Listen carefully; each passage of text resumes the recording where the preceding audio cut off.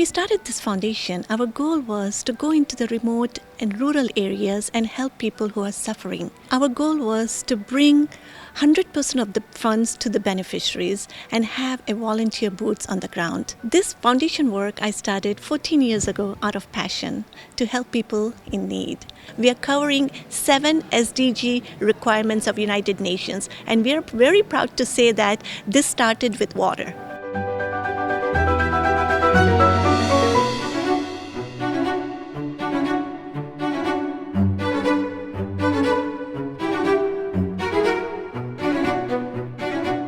The Congress so far in exhibition is amazing, and Copenhagen, Denmark is an amazing city. This is the first international Congress post the pandemic COVID, and it's very exciting to see the people coming together from all parts of the world, young professionals, seasoned professionals, so it's very exciting to see that movement.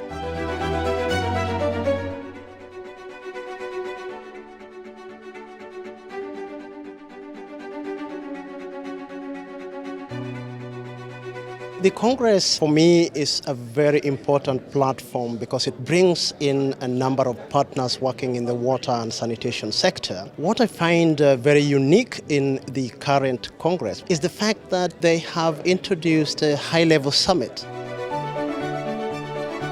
I am passionate about sanitation because I work in the urban development sector. And for a long time, the urban development sector has not embraced sanitation, although we know that sanitation is very critical for sustainable urban development. So the idea behind my passion is to ensure that the urban development department speaks the sanitation language.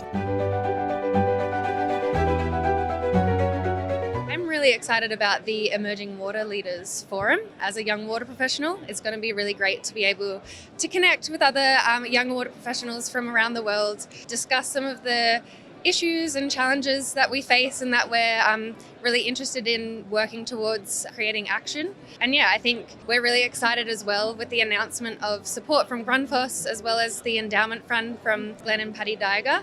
I think that's going to create a lot of really good energy and enthusiasm in the room for that Emerging Water Leaders Forum so that we can discuss what we're going to do next with all this extra support.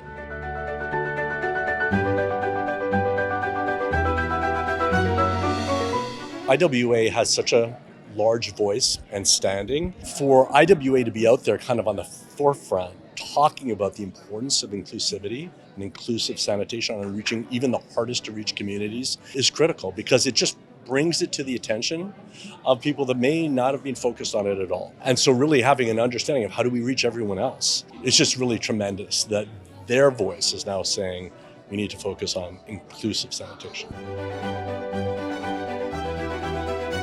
We won't be successful with many of the SDGs if we don't get it right on water and sanitation. We don't know of any place that's been able to kind of really significantly reduce poverty without addressing water and sanitation. So it is really central. And what's great is that we're seeing everybody in the water sector acknowledge that. Our next challenge, frankly, is to get people who are thinking about urban resilience writ large or dealing with climate change writ large to really recognize how important water and sanitation truly are to that.